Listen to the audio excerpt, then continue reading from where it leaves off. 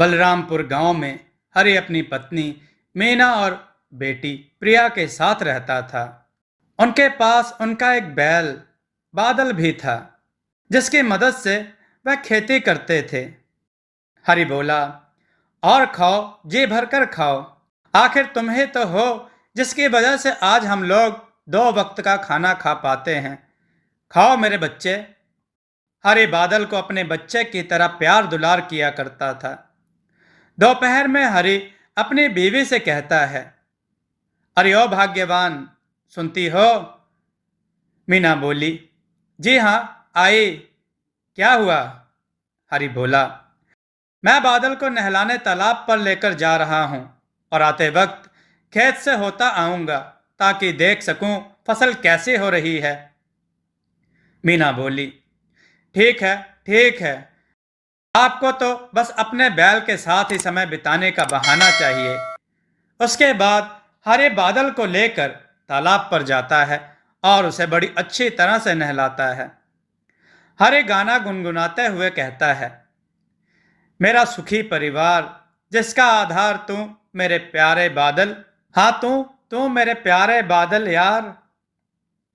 बादल बूढ़ा होने के बावजूद हरे के साथ मस्ती में झूमता रहता।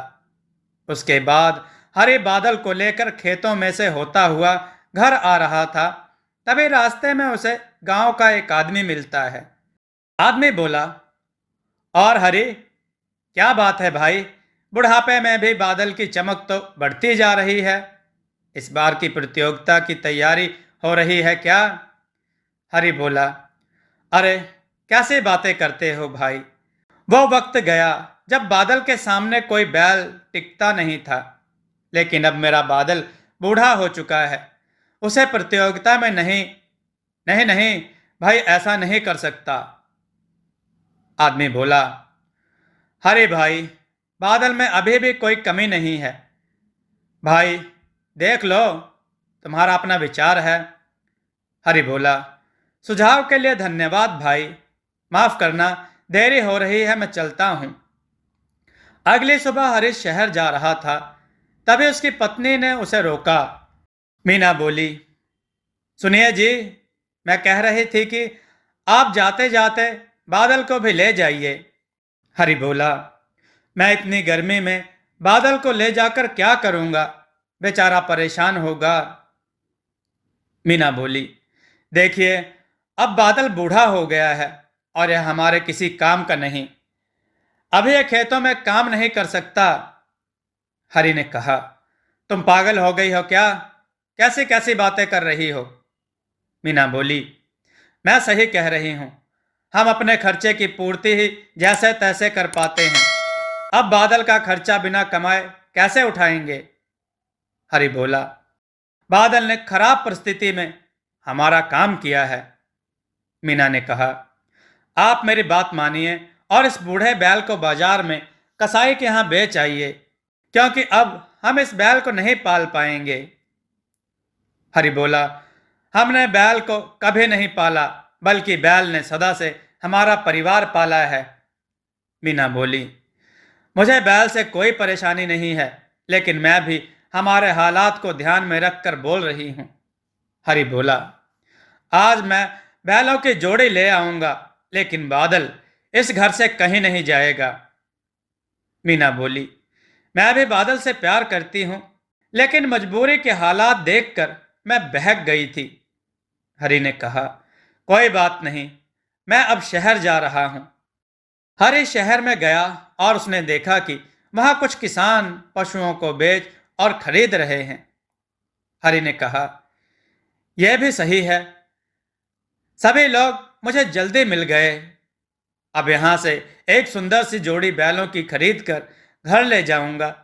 मीना बहुत खुश होगी। हरि व्यापारी भानु के पास गया।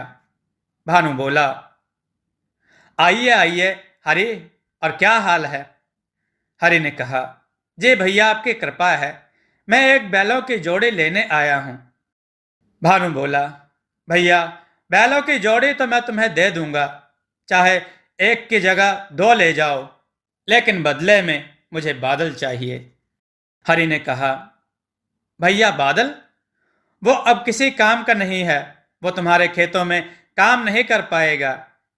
भानु बोला, अरे भैया, सभी चीजों की जिम्मेदारी मेरी है, तुम सिर्फ बादल दे दो। हरि ने कहा, मैं बादल को बेचना नहीं चाहता, और वैसे भी उसे अब कोई नहीं खरीदेगा।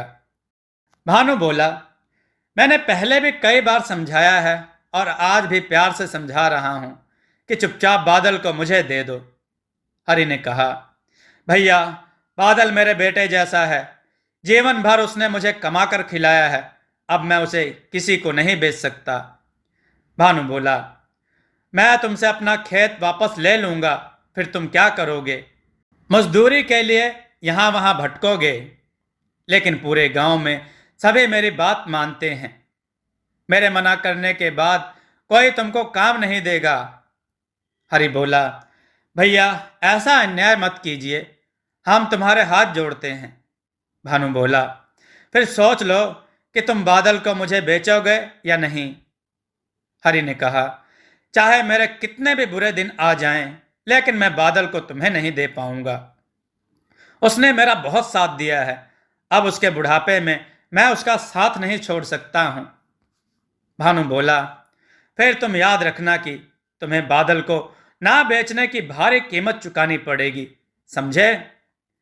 हरि ने कहा, मैं बादल के लिए कुछ भी कीमत चुकाने के लिए तैयार हूं, लेकिन तुम याद रखना कि तुम किसी गरीब के साथ यह अच्छा नहीं कर रहे हो। हरि बिना बैल खरीदे ही वापस घर की ओर निकल गया। वहां उपस्थित एक अन्य व्यापारी ने भानु से पूछा, भानु भाई, हरि का बैल बूढ़ा हो चुका है, तुम उसको खरीदने पर क्यों तुले हो? भानु बोला, तुम नहीं जानते कि उस बैल में क्या है। मैं उस बैल को खरीद कर बैलों की प्रतियोगिता में दौड़ाना चाहता हूं। व्यापारी बोला, मैं कुछ समझा नहीं, वह बूढ़ा बैल कैसे दौड़ पाएगा, और अगर ऐसा होता तो फिर हरि भी उसे दौड़ा सकता था। भानु बोला, हरि ने बहुत कोशिश की, लेकिन मैंने उसे हर बार प्रतियोगिता में हिस्सा लेने से रुकवा दिया, और अब उसको खुद ही बादल पर भरोसा नहीं है, जबकि मुझे उस पर पूरा भरोसा है। व्यापारी बोला, अब आगे क्या करोगे? भानु बोला, 2 दिन बाद बैलों की दौड़ प्रतियोगिता है। बादल बहुत सुंदर है, आधे से ज्यादा लोग तो उसकी सुंदरता पर ही पैसा लगा देंगे। मैं एक दिन में बहुत सारे पैसे कमा लूंगा, और फिर यह संख्या बढ़ती जाएगी, क्योंकि मैं आखिर तक पैसे कमाऊंगा। व्यापारी बोला, हाँ सही है। भानु बोला, मेरे हाथ अब सोने का बैल लग गया है, सोना ही सोना होगा। दोनों खिलखिलाकर हंसते हैं। अगले दिन हरि और मीना दोनों उदास बैठे थे। मीना बोली, तुम बिना सोचे समझे फैसले लेते हो। मैंने पहले ही कहा था कि इसको बेच दो। यह हमारा भाग्य है कि कोई स्वयं चलकर इस बूढ़े बैल को खरीदने आ रहा है। हरि बोला, अब तुम भी मेरी बात नहीं समझ रही हो। मीना बोली, मैं सारी बात समझती हूं। मेरे लिए भी बादल बहुत प्यारा है, और उसके अलावा हमारा कोई नहीं है। लेकिन भानु बहुत खतरनाक व्यक्ति है, हम उसका सामना नहीं कर पाएंगे। हरि बोला, मैं भी यही सोच रहा हूं। भानु जो बोलता है वो करता है, अब वह बादल को हमारे साथ नहीं रहने देगा। हरि और मीना बादल को पकड़कर रोने लगे। हरि उसको पकड़कर चूमता है और फिर रोता है। हरि बोला, वो दुष्ट तुम्हें लेने आता होगा, मैं तुम्हें नहीं बचा पा रहा हूं मेरे बच्चे। मैंने बहुत कोशिश की, लेकिन इस दुष्ट से तुमको नहीं बचा पाया, क्योंकि उसके सामने मैं कमजोर हो गया। मीना बोली, हमें क्षमा कर देना बादल, अब तुमको दुष्ट से बचाना बहुत मुश्किल है। हमारे पास इतना समय भी नहीं बचा कि हम तुम्हारे साथ यह गांव छोड़कर भाग जाएं। बादल कुछ बोल नहीं सकता, लेकिन उसकी भी भावनाएं हैं। उसको सब कुछ समझ आ गया। उसकी आंखों से भी आंसू बहने लगे। हरि ने बैल को खोला और रात में ही उसे भानु के घर पर बांध आया। हरि बोला, मुझे माफ कर देना मेरे बच्चे, अपना ख्याल रखना। भानु बोला, अब बस कर, अब बहुत हुआ तेरा काम, अब ये मेरा हुआ, जाओ यहां से। हरि वहां से जाने लगा, लेकिन बादल की आंखों के आंसू रुकने का नाम नहीं ले रहे थे। लेकिन मजबूरन उसे वापस आना पड़ा। हरि ने जब अगली सुबह उठकर देखा तो बादल बाहर खड़ा होकर घास चर रहा था। हरि बोला, अरे बादल, मेरे बच्चे, तू आ गया। यह सच्चा प्रेम ही है, यह निस्वार्थ प्रेम है। मेरा बादल वापस आ गया। हरि बादल से जाकर लिपट गया। तभी उसने देखा कि बादल के पैर में चोट लगी है। हरि बोला, बादल, मेरे बच्चे, तुझे यह चोट कैसे लग गई? जरूर यह दुष्ट भानु का ही कारनामा है। उस दुष्ट ने ही तुझे मारा होगा। भानु के कारण हरि और मीना की जिंदगी में अब सब कुछ खत्म हो गया था। अब उसके घर में रोटी भी नहीं बची थी। मीना बोली, अब तो घर में खाने को कुछ भी नहीं बचा है, अब हम क्या करें? हरि बोला, मेरी समझ से सब बाहर हो रहा है मीना। तभी बादल उन दोनों को परेशान देखकर अपनी जगह से चलकर पास ही रखे बैलगाड़ी के पीछे के हिस्से के पास जाकर खड़ा हो गया और अपने सींगों से उसे उठाने की कोशिश करने लगा। यह सब देखकर हरि और मीना रोने लगे। मजबूरी में हरि ने बादल को बैलगाड़ी से जोड़ा और दिन भर सामान ढोने का काम किया। हरि बोला, आज हमारे बुरे समय में बादल ही काम आ रहा है। मैं बादल से ज्यादा काम नहीं लेना चाहता था, लेकिन आज बादल ने बेटे से बढ़कर फर्ज निभाया है। उसने टूटी टांग से भी हमारे लिए रोटी कमाई है। हरि और मीना दोनों की आंखों से झरझर आंसू बहने लगे। तभी वहां भानु आ गया।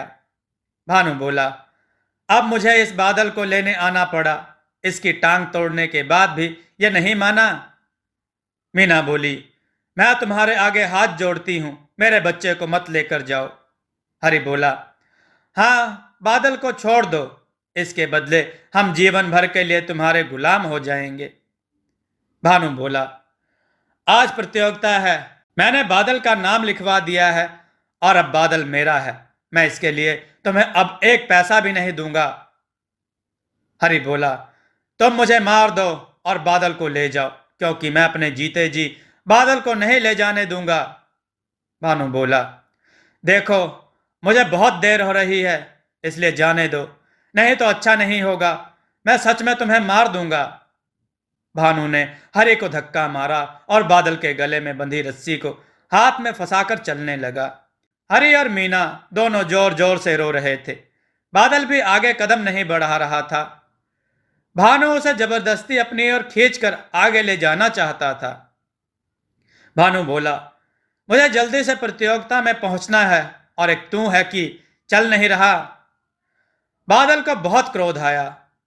वह बहुत तेज दौड़ने लगा।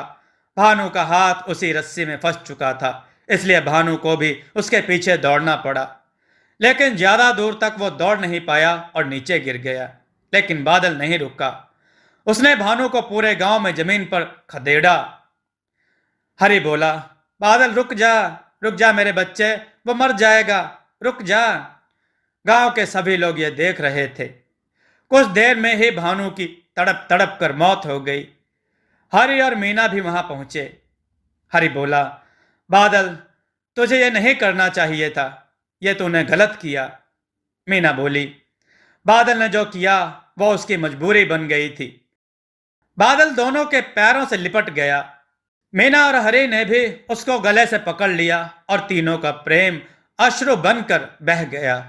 दोस्तों, आपको यह कथा कैसी लगी? अपने विचार और सुझाव कमेंट में जरूर दें। हमारी कथाओं को लाइक करें, हमारे चैनल को सब्सक्राइब करना न भूलें। हमारी कथाओं को शेयर जरूर करें, जिससे लोगों को अच्छा ज्ञान प्राप्त हो। जय श्री राम भक्तों।